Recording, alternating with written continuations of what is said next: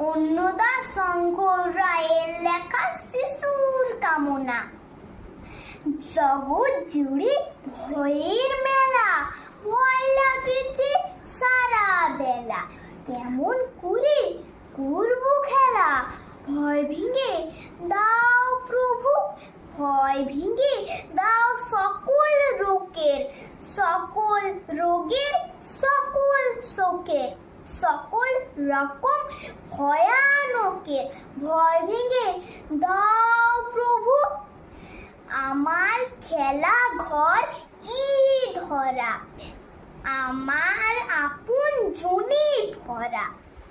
পরকে চাই আপন করা, ভয় ভেঙে দাও প্রভু, খেলবো আমি আপন মনে সারা দিবস অকারণে। তুমি থেকো